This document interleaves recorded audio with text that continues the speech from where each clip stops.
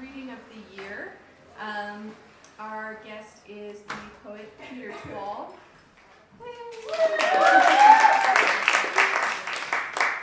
Peter Twal is a Jordanian American and electrical engineer and the author of Our Earliest Tattoos, which won the Etel Adnan Poetry Prize and is out from the University of Arkansas Press.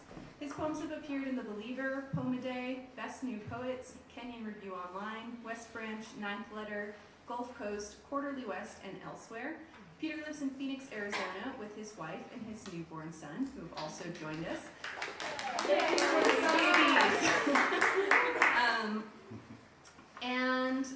Also just wanted to let you know that we have some of his books for sale, Our Earliest Tattoos. It's a really wonderful electric collection. I recommend picking it up if you haven't yet, if we haven't made you for our class. And then there's also a Q&A to follow the reading, so make sure you stick around after the reading. And thank you to Chris Seams for bringing us some baklava, in case anybody needs baklava. Yeah, baklava, babies, poetry. It's going to be a good night. All right, so without further ado, Peter Twal.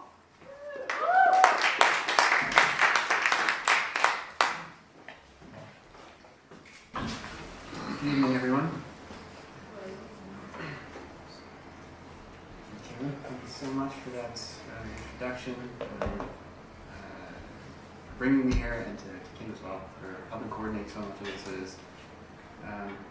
It is a real treat. I can't even tell you how excited I am for this, actually.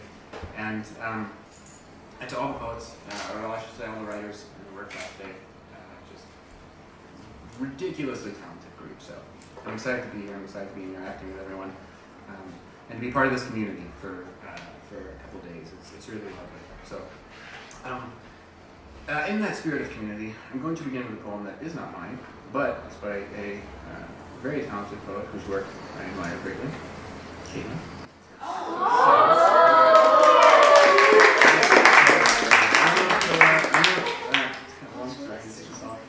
Also, if I stand over here, is that bad for anyone? If I speak loud, is that okay? Yeah. I fidget so much, as you can see. So, but if at any point anyone can't hear me or anything like that, just flag me down. So this is the Pope-like monster prepares his defense. If you want a devil, go to Jersey. If you want a scapegoat, I'm only half. Like you, I chose none of this. Not my hooves, nor my hands, my horns, nor my hair. I didn't choose to live by the trestle, nor in God's own Kentucky, wretched with bourbon and bluegrass and bituminous plight. I become for those who seek me, and it's not my fault they come out looking. Over and over, I am believed back into being. It feels like this. A whisper through the switchgrass, and bottle brush takes on a whine like a fiddle, circus music, a freak is but a causeless turn of mind, and then the fiddle starts to whistle itself into speed, and bright light, hard matter, dark, and I know before I feel, and I feel before I call to my creator in the scatter and the flash of seconds, before the iron horse blasts us both back to naught. Seekers, know this about your faith. It is my birth and bread and father. It is a thing that slays.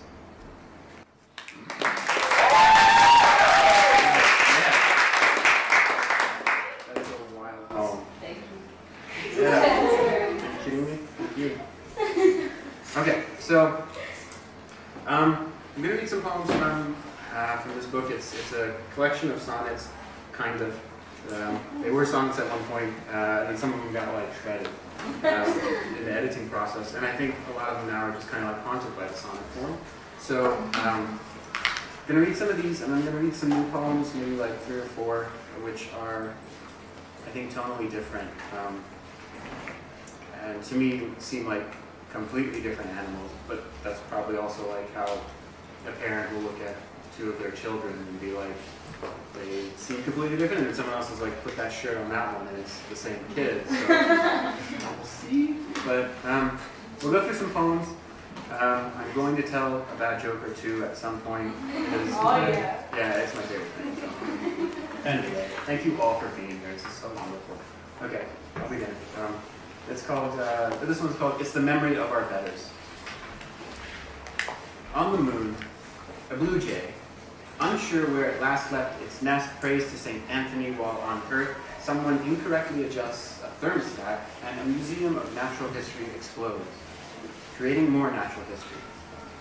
Lost in awe in a light bulb exhibit reading every last placard, the sun explodes as well, a pimple from a Hubble away, and yet the torch has been passed down in some size, smothered beneath the rubble. Death comes to us, full-bellied, but always craved. And the next time architects resurrect the museum, precautions are taken to protect the art patrons. Please don't bleed on the paintings. And I forced myself to enjoy this cappuccino in the frozen atrium, nothing like the natural light my body stomachs, a funnel stretched down my throat in a vacuum like the blue jay back on the moon, eventually bluer than it was born to be.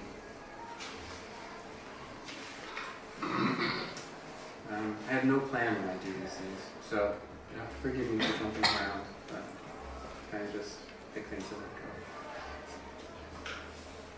This is a weird one. We'll do it. It's called The Way It Does in Bad Films.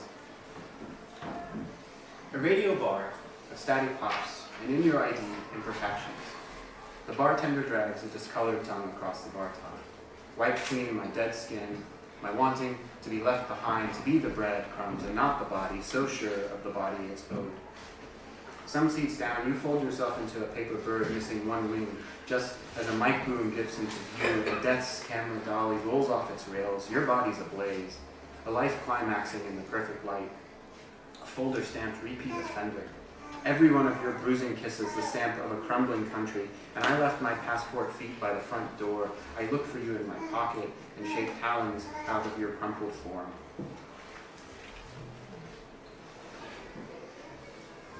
Theodore is in his yammering phase, as I like to put it, so please excuse his yammering. Okay.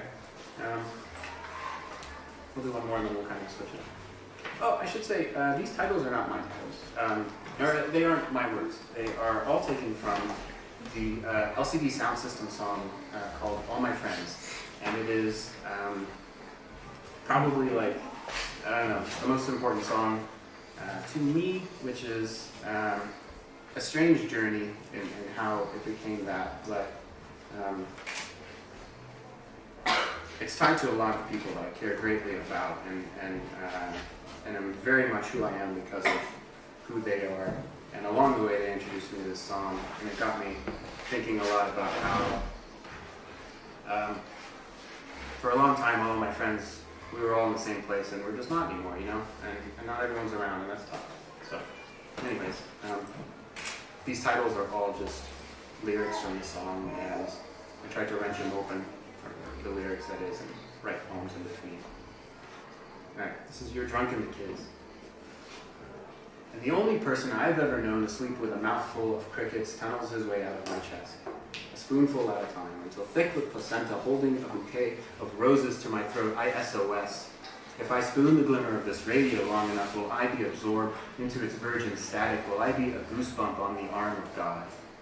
Tonight, a single cricket escapes from your mast to the ceiling and high dives into me from a fan blade. I never thought I could choke on your echo, your leathery chirps and applause. Fitting, but confounding, how you say I love you, but really mean effortlessness requires effort. And I'm yelling, asking you to shine your thin light on me until I finish dyeing my waterbed sheets lifeboat orange, painting the ceiling a celestial letdown, and all the while I wait for the wrenched open faucet to fill up my head. I sleep best in a cold room, a wet box, a box of damaged nerve endings under my bed. Your soul peels off my eyelids to leak the water in search of its now bloated body, whispering something about perspective, because even a toy soldier stays frozen in a real-life gunfight. Let's change it up. Everyone can still hear me okay? We're good? Yes. I guess I'm still standing behind here. I just I looked nosy over there at some point. But.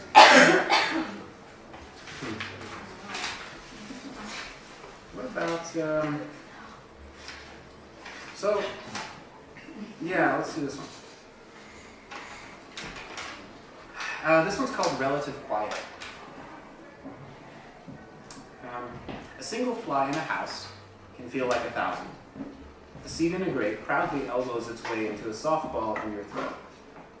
Too wide for every mouth is the passing of at least one person in the world, and the older I get, the more childish I become with my most childish parts. Stephen Hawking died one March day.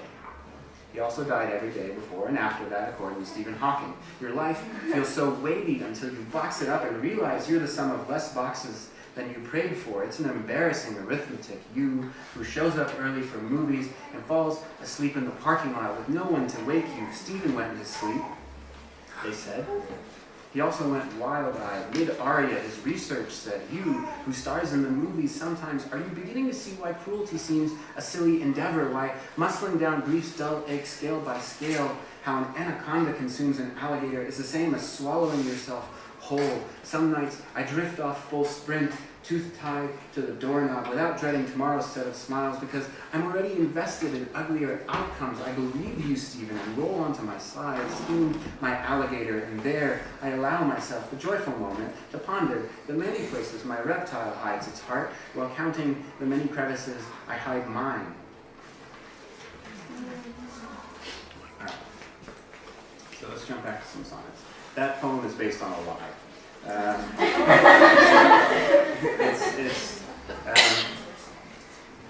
There's a line about the anaconda eating an alligator, and I was like, that seems like a cool image, I'll use that. But I don't think anacondas eat alligators. I think they eat something similar to an alligator. It's called like a caiman. And I'm just waiting for the one time when there's like a zoologist or something in the crowd, and they're just like, get out. So until that day, I will proudly push that falsehood. All right. This is a not the best poem at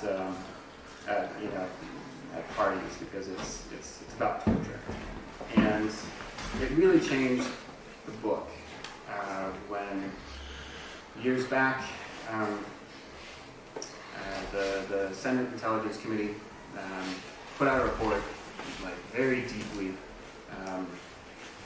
detailing the atrocities and the torture that the American government committed during the Iraq War and the Afghanistan War. So, as an Arab, that was very troubling for me. It was a truth we all knew, but it was really troubling to read the report. And the book got darker. The book had to kind of survive that event for a little while, and I think it came out a little different than I ever thought it would because of that. So, anyways, this is about I'll just read it. It's called People Who Are Trying to Be Polite. A dog in the dark shadow of your self-portrait. You snap off my arm. In black sight, blurry, waterboarding me and another, and here, I've saved you the last bite of this grenade. I'm not asking you to survive this breath of closet fire, our bones tangled, braided smoke clouds overhead. I am asking you to live with me, even if that tattoo won't fit on my face, even if you don't notice the fresh pair of lungs I don every day, the holes I burrow in the thick sponge before stuffing my country between my ribs, its wild wriggling, a fish caught in my eyelashes, and this, the cigarette that I offer to share, that I'd even take the end on fire. Okay. Let me find it. So there was a time when I became super obsessed with the Mars Rover, Curiosity specifically, and other people are fans. I like that. So I don't know if this is true, but I read it once, and I just, again, will die on this hill if somebody tells me it's not true. I'll be like, no, it is. But I had read once that every year the Mars Rover sings itself happy birthday, right? So it's, like, to me, like, one of the saddest things. It's pretty good proof that, like, humans are monsters, because it can't sing, right? It just, like, beeps at itself, like a microwave, but a really expensive microwave. So it's just, I don't know, like I said, I don't know if that's true, but I read it, so it's true. It's on the internet. Anyways, so this is one of my Mars Rover poems. It's called Years Trying to Get with the Plan in the Next 5 Years. Even the Mars Rover will run out of the curiosity required to show up to a game of charades, punching a bag of actual blood. Just like you, my reanimated corpse, violence of memory, the Frankenstein come to kill me and unraveling into the invisibility of time. What I would give to oxidize your eyes to the gorgeous rust from whence they came before transmission is lost, the Mars Rover spending a half-life thumbing through pictures on its phone, the Earth forever blinking and blushing, and the performance of a lifetime seeing you step on an IED in my living room, a crater for God, who always shows up late, with something green between his teeth, and no one has the heart to tell him.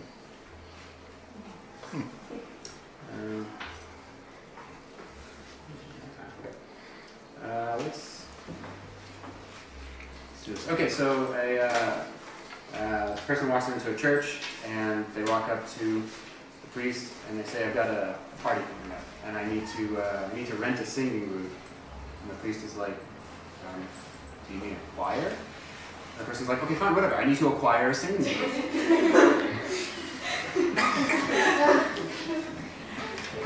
I apologize for nothing.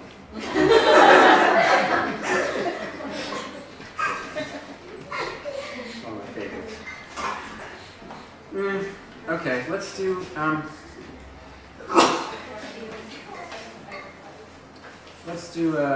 this one. This is called Terrible Parable.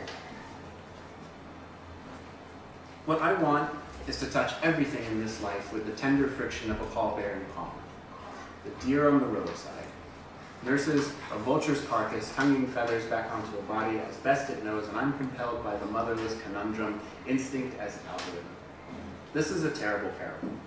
Whispers one altar boy to another, humanity amounts to a series of slaughters, a lamb's throat slit open by another sharper lamb's throat, and there am I, an asynchronous amen, angry over my salt-stained shoes, indifferent to the assassin poised to strike, and unaware of a guard's duty to blow the hairs from a king's head like a dandelion, reinvent a tool to solve a problem before christening the problem, like a helmet dipped in holy water, like the frozen orchids crowding my doorway, a kindness I didn't recognize was my grandmother's passing. We may not be what we look like when being looked at, but can you hear the Ave Maria? The egg in my pocket hatching a syrup, heroic or heinous. I'm going to do one more of these and then we'll jump back to some songs. Is everyone doing okay? Everyone good? Yeah. All right. Thank you. Theo? You have faith. Okay. This is, okay. So this is called Elegy on Plastic Kazoo, and it's after Dean Young's poem, Elegy on Toy Piano, and it's written for my friend Drew.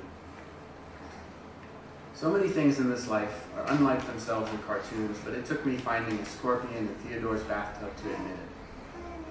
I didn't ask if there was blood. The limbs still sweet from a dog's love. When they found you, I was 11,315 days old when I wrote this, and now I'm not. Certain twigs make the best kindle for a campfire when we're already so many extra cells. If I consider myself a house of hair, dressing a home of bone, skin seems less nonsensical. Doctors told me Theodore was born with a stomach no more than a marble, eyelid thin, facts for which I was ill-prepared, so all night I read to him about rare metals, even rarer exoskeletons, the velvet ant, the bird mite, the bark scorpion, hardly moved when I crushed it with the tip of a broomstick. It popped like a twig bowing to a flame. 2 days later, I mistook a tick for an ingrown hair and let it be. I found a friend in a mirror once and understood differently what it is to be eye level with anything.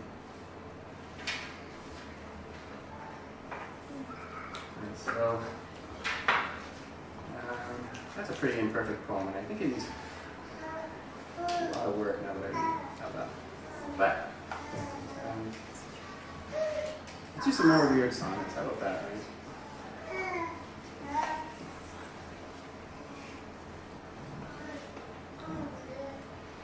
Sorry. I still don't know where the is. It's kind of embarrassing. My mom bought me a pack of like bookmarks once because she came to one of my readings and she was like, I just can't do that. Sorry, she gave me a picture of my nephew though and says another bookmark. I love my mom. Okay. This is a poem for my dad actually. True story, my dad was born a shepherd in Jordan and grew up in a tent for the first few years of his life, and then eventually the family built a house in Madaba, Jordan. Madaba ended up being the site where there were tons of Byzantine mosaics that were uncovered over the years. And when my grandparents were building a house in the, I think it was like 1940s there, they were trying to put down a foundation. They were going to put concrete. They ended up finding tons of mosaics. And they didn't, cover it up with concrete. They were like, perfect, we don't have to do anything. This is a rock. And lived on priceless art for a long time. And until eventually the government realized all this stuff was happening in Madaba and they were finding all this stuff, and then they were like, we need to make it into a museum. So they took the house, bought the house for nothing. They took the house and they made it into a museum. And here's a poem about the first time I went to that museum with my dad and walked through his childhood home behind a bunch of velvet robes. It's called Where Are Your Friends Tonight? Peeling back the skin of the town, mosaics throb like a mass. The Madabawi House to a museum. The ground where my father lay left little craters, an imprint, a foreign system, a cancer tube. In your living room, all my friends feel shadows off the ground like old carpet. Time, once a frightened animal in the corner, now a rabid mouth. A bee traps itself under my shirt, and another orbits a breathless moon. Tell me the difference between a rope, an electric fence, a soldier warning another step closer, and a frightened animal releasing a spurt of ink, the little bird pecking holes in my father's little kid lungs. Now he watches a doctor pin his ghost between a cold stethoscope and colder art saying, you've swallowed a sparrow or tuberculosis. Fighting its way out of your mouth, the unsuspecting LSD strip expels itself in all my friends' abandoned body, while I chip away at recollections of you. I shake fists at little rocks, knowing the rocks never thought much of me anyway.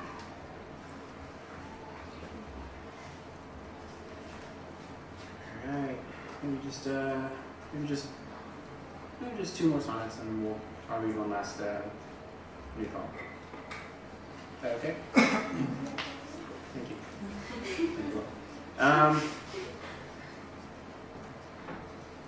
Okay, why not this one? This is called Come Home to This and With a Face. The embarrassment a train must feel in front of everyone when out-screeched by a man at the tracks, handing out pinwheels made of bone for a living. Even the dumbest explosion possesses the smarts to say, I will only blow up this far. The face of God in the rearview mirror, really clear now, formed in the bruise on my face, a holy hook and fishing line tangled, streaming from my mouth out the window, the tide, the hands dragging me back and off the cliff edge where remembrance ends, your world picking up speed around me. The radio speaks a dead language, and when someone cuts me off, I yell. No one ever thinks to ask how many light bulbs it takes to change a light bulb, do they, you asshole? Out the window goes my radio heart, with the wrong b-roll looped behind it. That's a poem about how I don't know how to trash talk. In a nutshell. Okay, one more. Well, one more from me.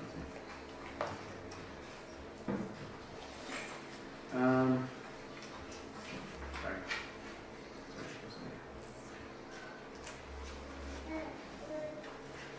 I know, man, I'm almost done.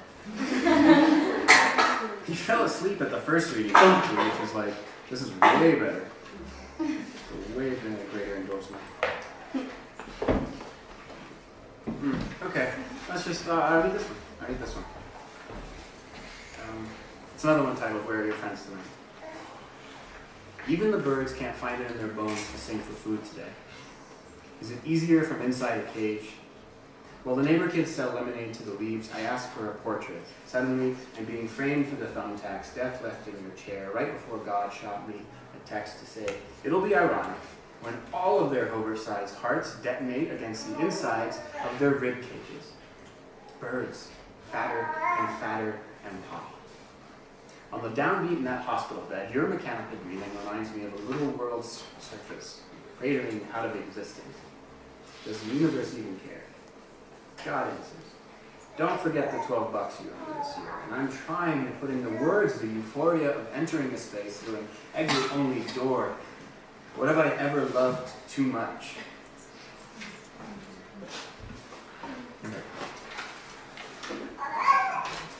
So this last one's a bit long, comparatively. It's called This Sunday in Ordinary Time, and it's about how I wonder if I'm a good person. And I think we all do, right? I think we all, for being honest with ourselves, ask that question from time to time. And I think the problem is, with me, sometimes I rely on matters that have no actual consequences when I say, yeah, I think I am. And again, if I'm being honest with myself, I fall through the cracks sometimes. So this is a poem about that and how, and a push towards goodness always, I guess. This one's from my mom. This Sunday in Ordinary Time. Swollen season gives birth to another police procedural, but who doesn't love a good detective? Deadfall, a heater, angry to be awoken, burps up the summer's burnt dust in my face. Before her cremation, the family swore they'd remove Nana's wedding band, but all pockets turned up empty afterwards. It's a miracle.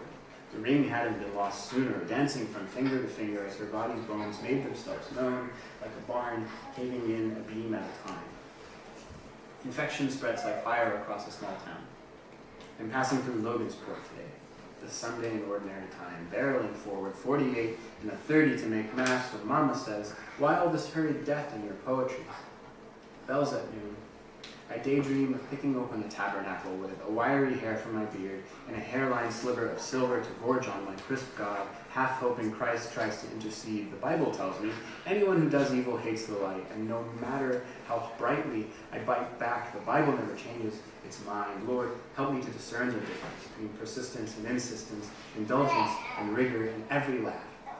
And the two chords my clavicles ring when plucked help me grin through their high-pitched twangs the way a good father listens to his child learn to play the violin. I'm still learning to pick up my feet when I walk, stumbling less through the names of famous philosophers at smart parties, and it's spring before anyone's ready, and I'm wondering how to build a case against the bees, plotting to ball their queen to death without becoming a fanatic of my own. A death at the legs of so many lovers seems a difficult death to explain to children, and this, if a button breaks your fall, it doesn't make it luckier than other buttons.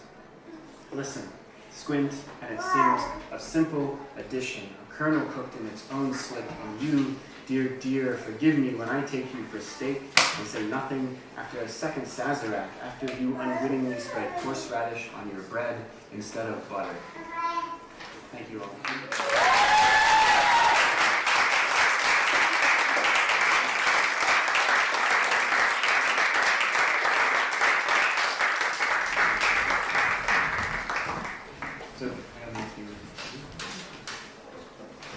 Yeah, if anyone has questions, happy to. Yes? This might be a little random, but how did you react to the death of Mars Rover? I'm sorry, was that? How did you react to the death of Mars Rover? Yo, I was crushed. I was really crushed, and I saw this meme that was like, it was like a comic, it wasn't a meme like that somebody put online. So the meme was like, in the first panel, it was like the Mars Rover, like, going, I guess a god figure, but he was dressed in like a lab coat, and he was like, you know, was I a good rover? And then like, the guy in the lab coat was like, you were the best rover. And it's pretty silly, but like, I was really torn up. Yeah. Yeah. Oh. Yeah. Oh. I'm gonna have to do more. Yeah. But yeah. It was sad.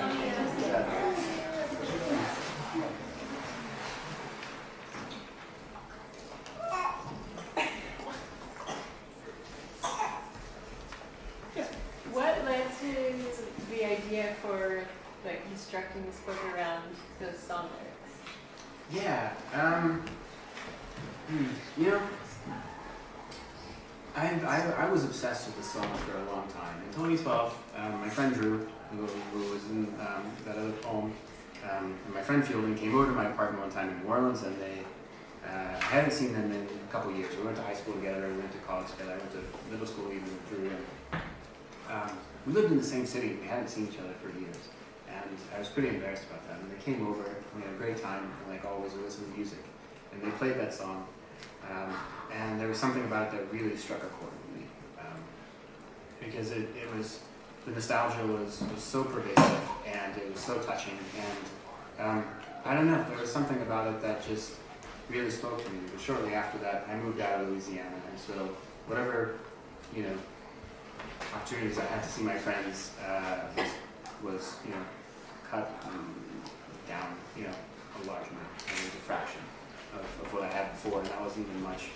And it really just, it got me thinking. And I listened to that song probably more than I listened to anything else in my life. And there was something about it every time where it felt new, right?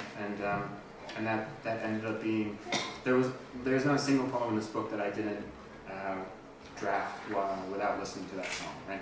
And I don't know, it hit me in a way that I don't think anything else really has before. And I love writing in conversation with pop culture, and it felt like something I needed to do, and I'm really glad that I did. And I haven't listened to that song in a long time, and I don't know why, but I feel like everything comes into your life, like people at a certain time, and for a reason, and whatever it was. Well, I'd like to think that, at least, and for whatever reason it was, this book, or that song, just really got me. So, and it makes me think about my friends, which I really do. Why did you choose the title that you chose for the book? Our earliest tattoos? Yeah, that's a good question. Thank you. I didn't choose the title, to be honest, because the original title was Like a Sail's Force Into the Night, which is one of my favorite lyrics in the song. And it's one of the poems in there. And in the editing process with Fadi and Hayyan, the guys who edit the Acclaimed Poetry Prize, who are like actual geniuses, like fantastic writers. If you haven't read them, you totally should. But they were like super practical about it. They were like, your title's gotta go. And I was like, but it's my favorite thing right now. And they're like, if you ever try to Google that, they're like, you will get like a million things on LCD Sound System, and like no one's ever gonna like see you. And I was like, but I love it. And they're like, trust us. And so they sent me like 3 things, like titles, because I was like, I really can't. And so they just picked different images that they really liked, and they told me to pick one. And I really liked it. I really liked it too. It really, the book has to do a lot with memory and like the body and the way that I think memory shapes the body and vice versa, right? And so I have 0 tattoos. I sort of feel like a fraud. It seemed like a good summation, I think, of the book and the way that the speaker in this book operates and like navigates their world. So yeah, thank you. So, your poetry is, by definition, the titles in response to music. Sure. And when you're writing the poems, are you aware that you're going to be making a kind of music when you come to read them out to an audience? So there's that very close relationship. Yeah, thank you. That's very kind. I will say that when I write, the first thing I do is I put it down on paper, and then I read it out loud like 3 or 4 times before I even look at my computer screen again. This may not happen the same night, right, or whatever, but when I think of some of the poets that mean the most to me, that were most influential in the beginning when I was writing, they were like spoken word poets, or just like people whose performances were just like so engaging, right? And I am a far cry from any of those human beings, but it did instill in me an appreciation for sound. And if I read a poem out loud, or a draft, and stumble over a single word, I throw it out because to me it didn't fit, right? It didn't fit in my mouth, and so how can I expect it to fit in other people's mouths? And I think that's like kind of an oversimplification, right? Like not all poetry is, like meant to be like that. Some it's just working on a page in a very dense way. But for me, and what I was trying to do, I think, it was really important that when I read it out loud, that it sounds like it won't make people really bored or like nails on a chalkboard. It's like that kind of thing, right? So, yeah. Thank you. Yes. Okay. I really like how you structure your poems. Thank you. Is there a specific method to that, or do you just do it when it sounds right? A little bit of both, I think. There was, in the earliest draft of this book, the spacing was meant to signify a new sentence or a new thought, right? And so that was a very practical thing that like my engineering mind kind of like forced me to do, because otherwise it would have just been a bunch of words. And I didn't want punctuation, but I wanted something that kind of denoted punctuation. And so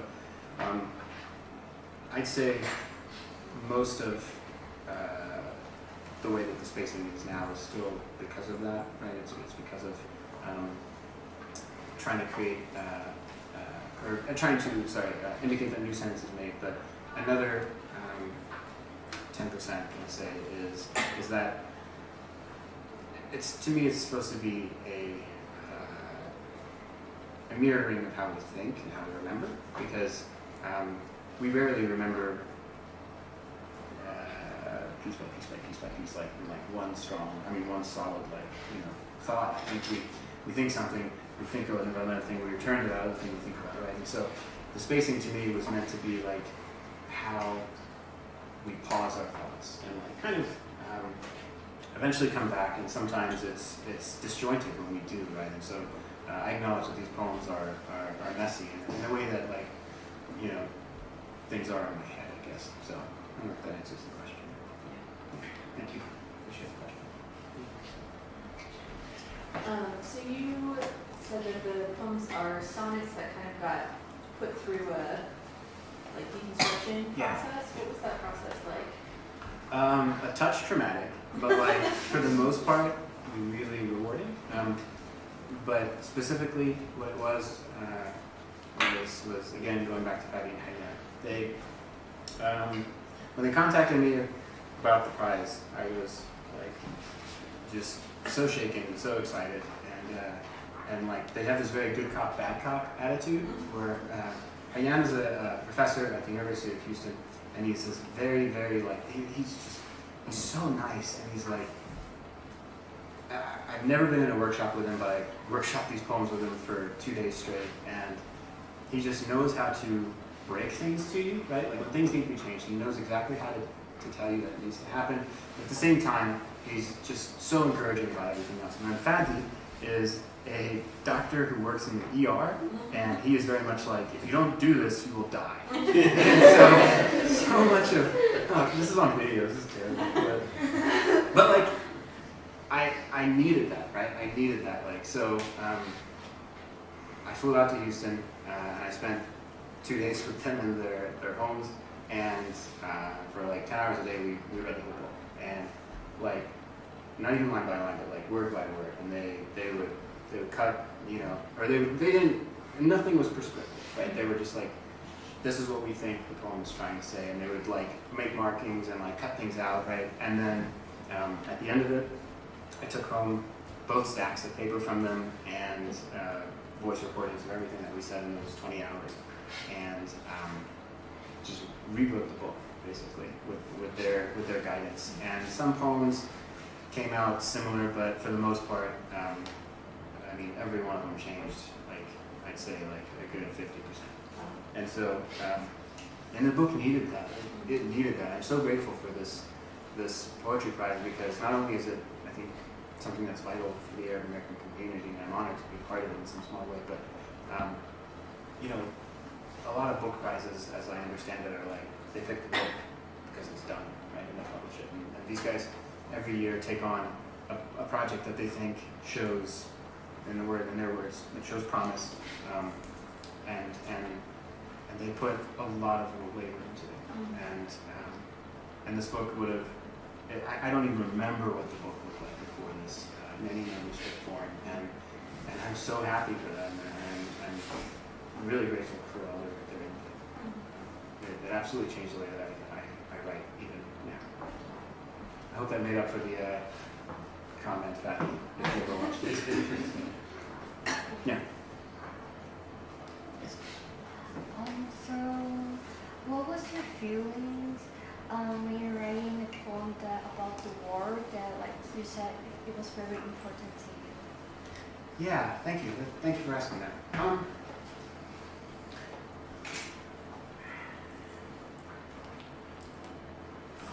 When I was, this is something I mentioned in the workshop today, it actually came up in passing. When I was a kid, my parents used to watch an Arabic news channel.